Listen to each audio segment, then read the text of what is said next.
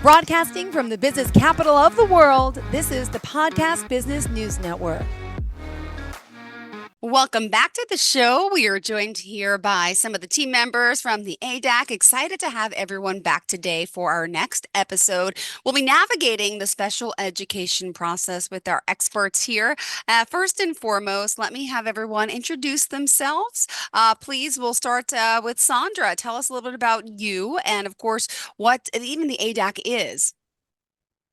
Thank you, Jill. Great to be with you again today and be with my colleagues here, Kate and Beth. I serve as Senior Vice President of Leader and Teacher Development at ADAC. I've been with ADAC since its inception about 4 years ago. And we're working in schools across the country, helping with special education, professional development, instructional coaching, as well as now we have an advocacy division where we're doing a lot of work around advocacy with federal funding, and we'll be talking a little bit about that with you today. Fantastic. All right, other ladies, let's start off. Who would like to go next and tell us a little bit about what you do? Go ahead, Kate. So I'm Kate McConnell. I am Vice President for Student Advocacy at the ADAC. I started early on with ADAC, but not nearly as early as the inception. I started about 3 years ago as an adjunct consultant, and then was very thrilled to join full-time a couple of years ago. In my capacity, I go into schools and help them increase their ability to include students with disabilities. And on the foundation side, on the federal fund side, I help families navigate the child find process, which I believe we're going to be talking more about today. Wonderful. Well, thank you. And next up, go ahead. Thank you, Jill. I am Beth Fitzmaurice, and my role is the Vice President of Public School Teacher and Leader and Teacher Development.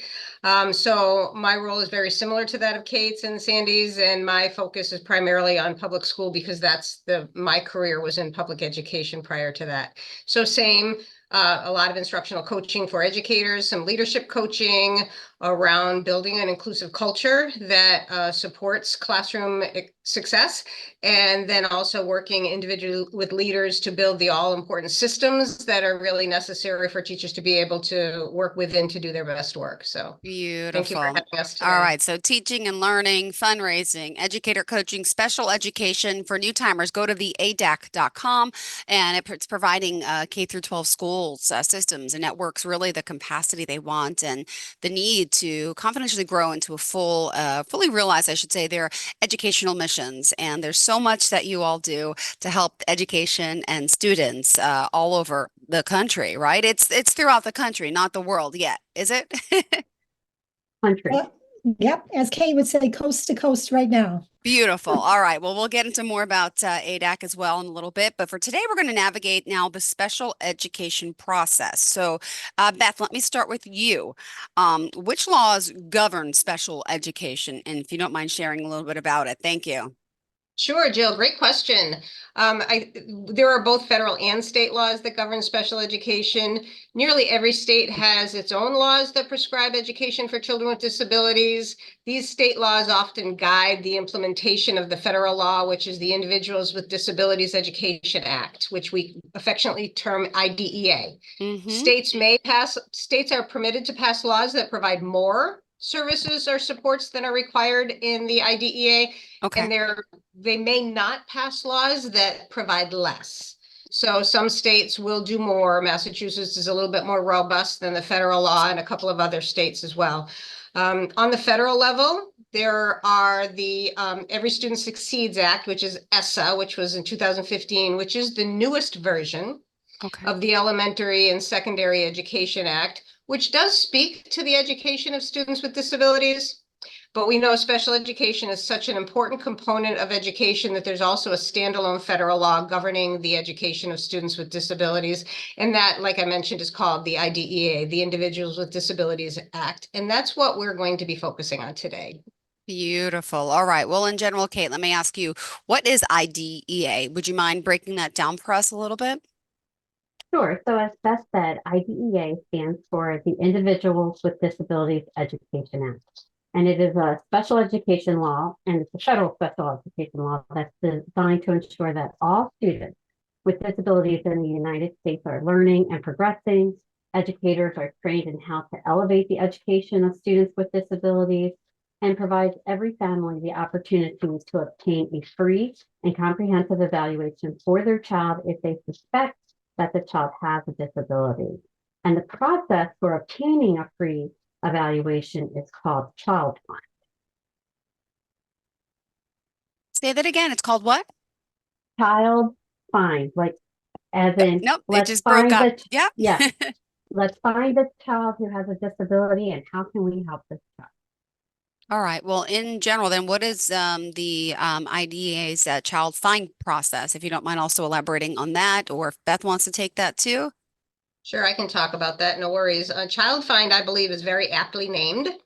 Every state must articulate and implement a process in which the educational agency, whether it be the parish schools or the county schools or the district, which would usually be the town, must do their due diligence to, in essence, find and serve any child that's suspected of having a disability. So this starts early on and often includes any permanent residents in the catchment area, any children in private schools, any migrant children, any wards of the state, and it includes service to homeless children as well.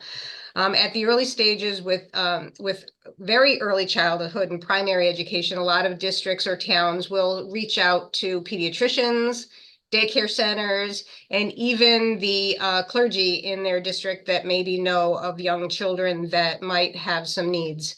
And those things are sent through formal letters to pediatricians, sometimes postings, public notices in the newspaper, or I guess it's virtual now, and things like that. And then offering free screenings at any and all level to see if there are any needs that children may have.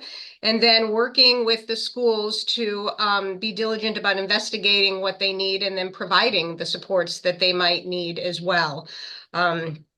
And any sort of working with families, because any sort of screening or evaluation would require parent permission and parent involvement, and that family engagement is just so very important to the process as well. Beautiful. Thank you so much. And do you want to talk about some of the steps specifically as well?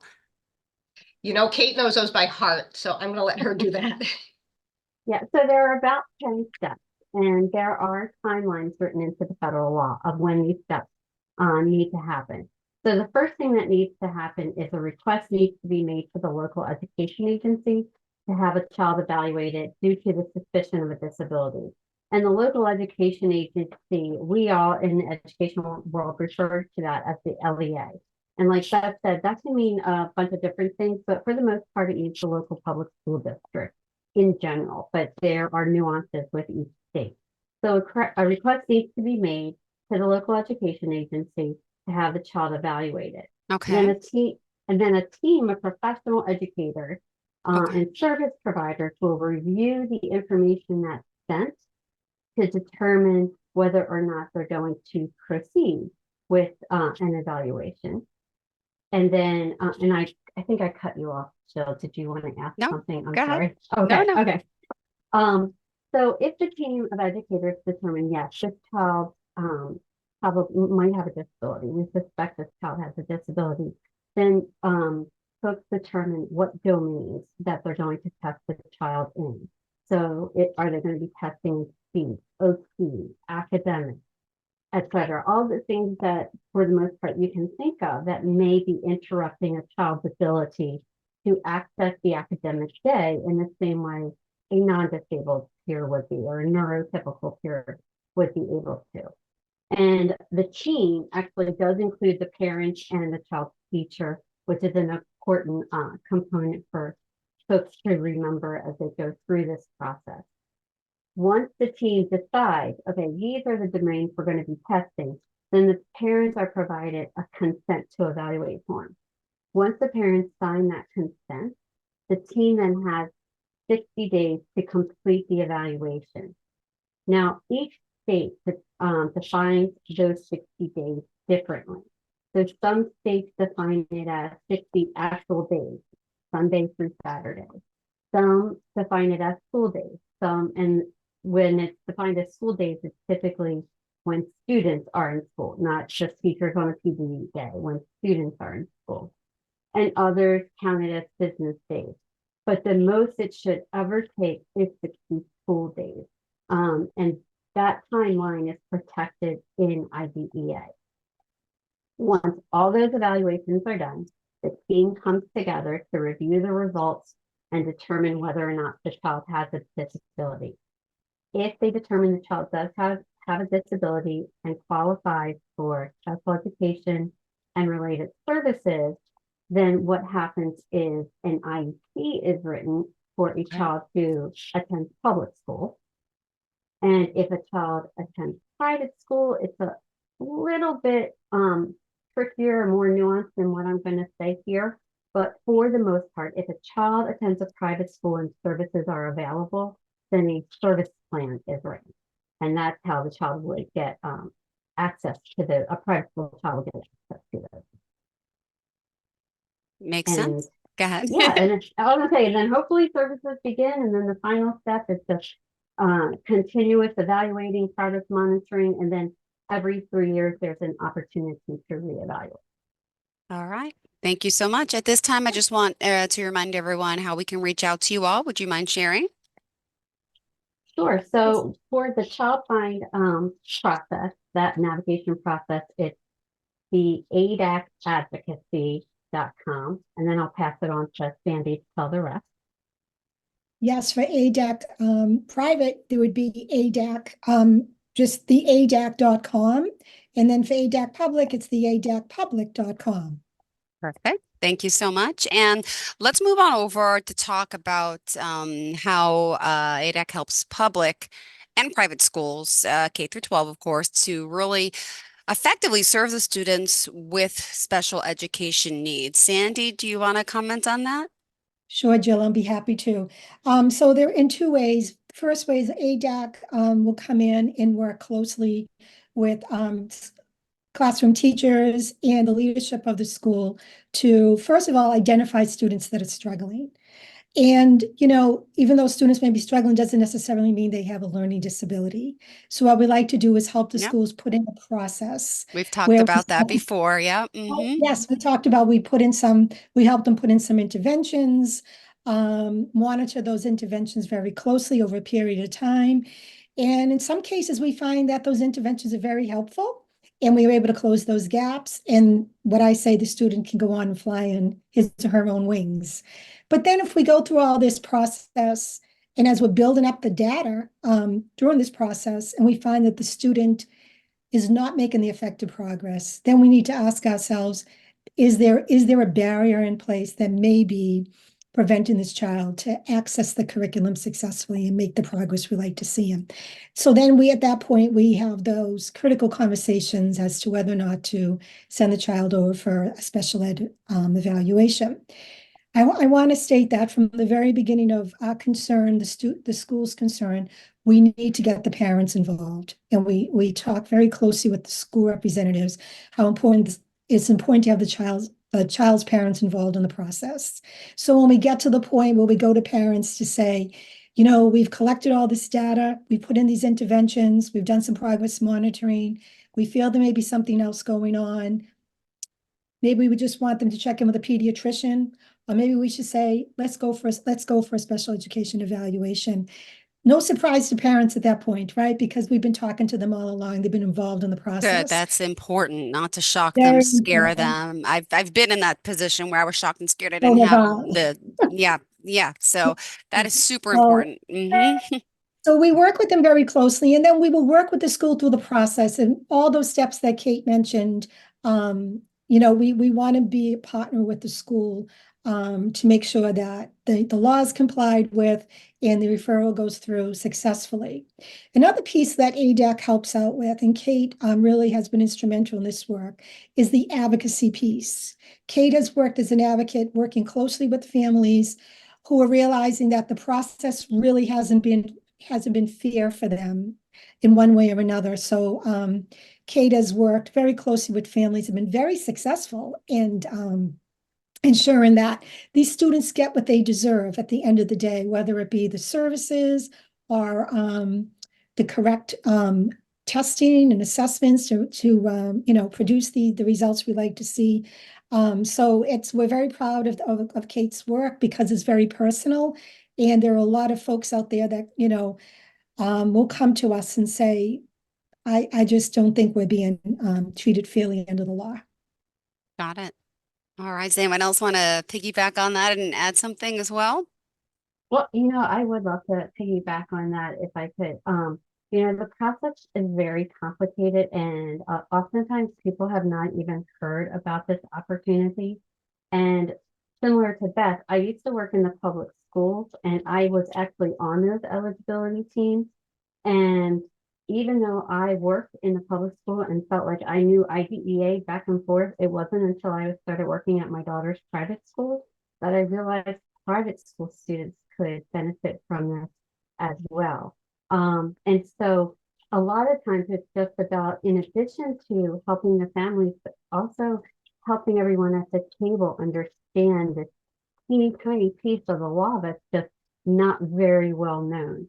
And I think Beth and I agree, and I know Sandy does too, that most people get into education because they care about children.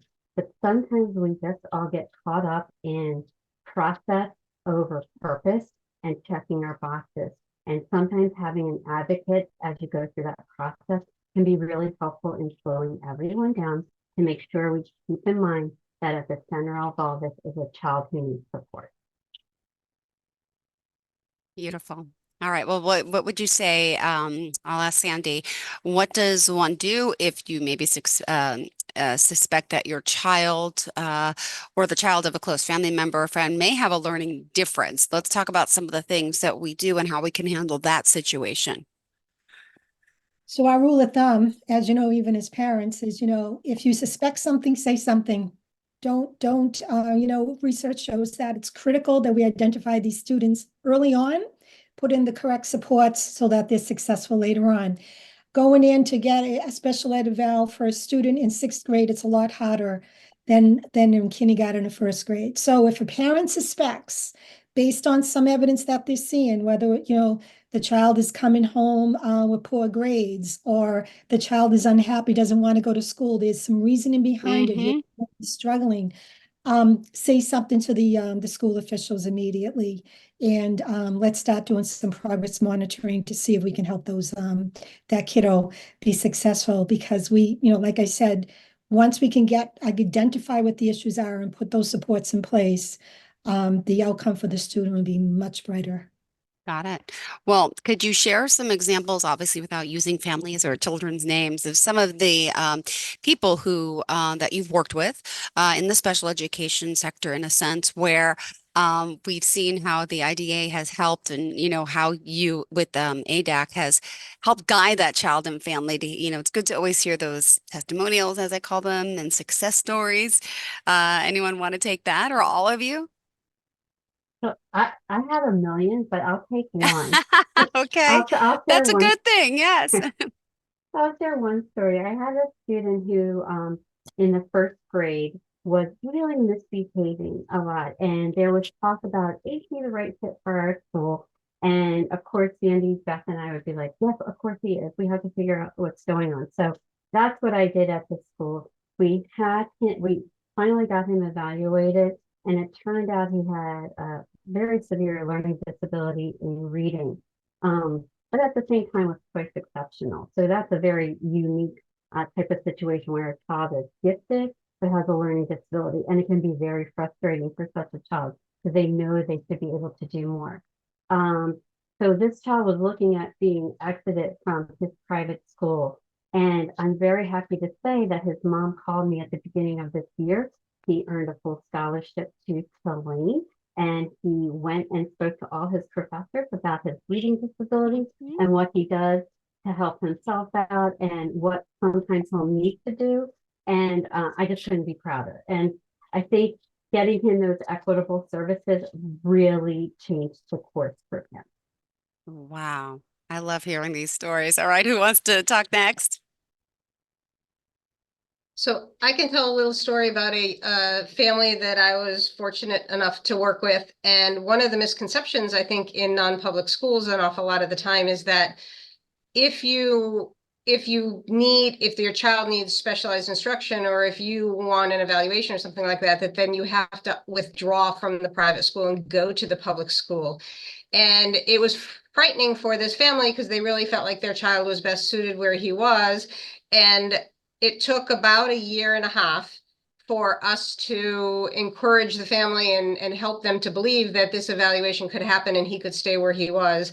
And so the evaluation occurred, and some services were indicated, and a service plan was written, and those services are being provided at his private school.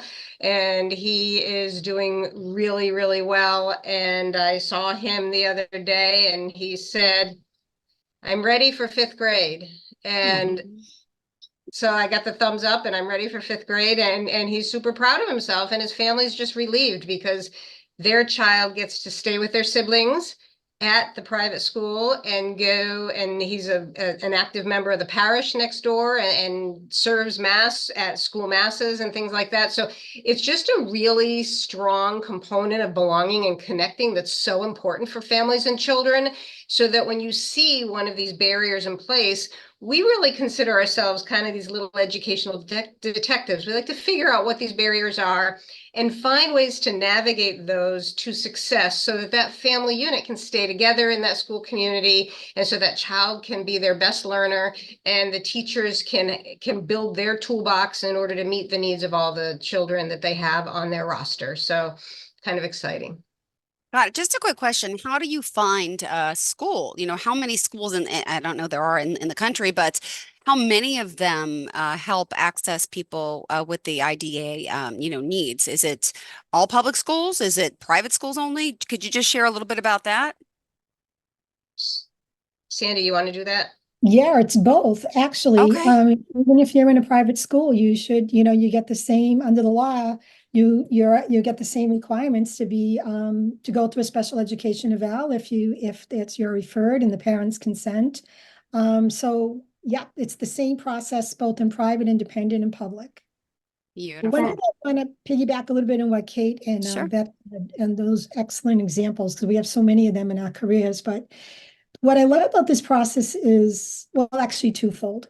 Sometimes you have teachers who will come and they'll say, I don't know if we're going to be able to work with this student because the behaviors or the academics are so far behind. And it's just, we work so hard to help build support in for those teachers to say, we're going to do this. We're going to find out. Because sometimes you may go for an evaluation more than once to really find out what's going on with the child. Sometimes we may start at kindergarten and find out it may be reading, but in maybe 3rd grade, we find out there may be a little ADHD also. So we continue to work until we get to Beth's point, that child feeling, I can do this, and in the school feeling the same way. We can keep this child and work with him successfully. One point that I think we could all appreciate is, over the years, working with these children, we try to impose on them or encourage them to become advocates for themselves. To Kate's point, we want them to advocate. I need these accommodations to be successful in your class. I'm sorry, can you write the directions in addition to, telling me them, because if I see them, I can understand them better. So we teach the students how to advocate for themselves, and we ask parents to do the same for their children. It's so important as they get into high school and college to have that voice. Beautiful. Yeah.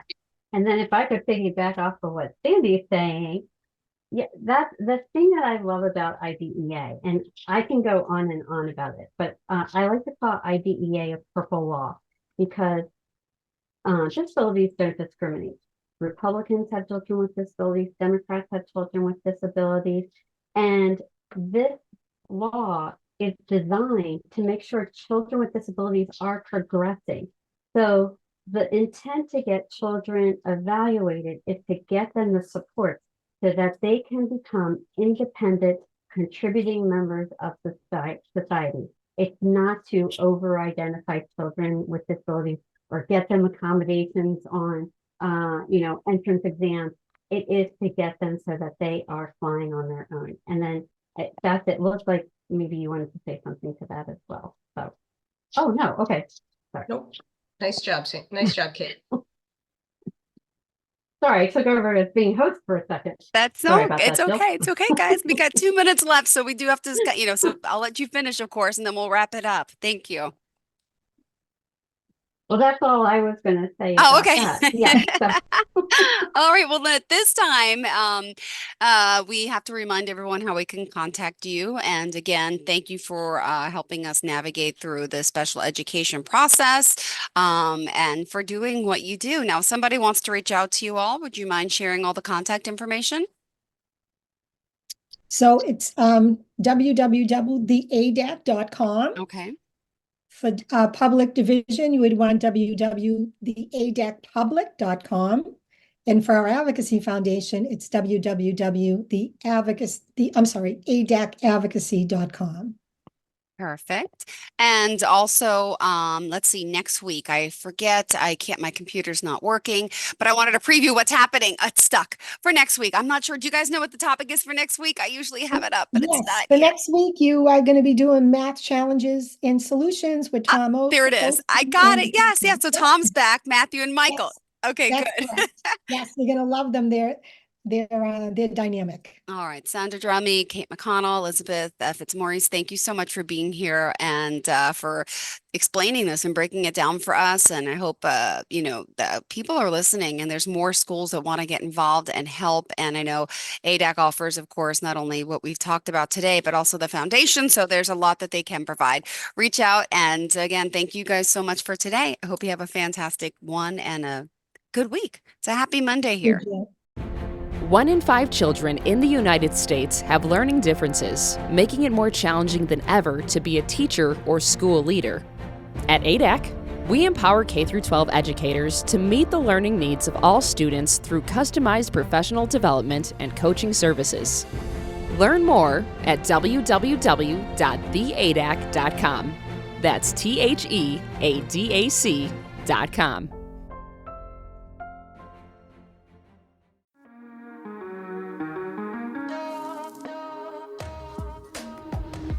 Broadcasting from the business capital of the world, this is the Podcast Business News Network.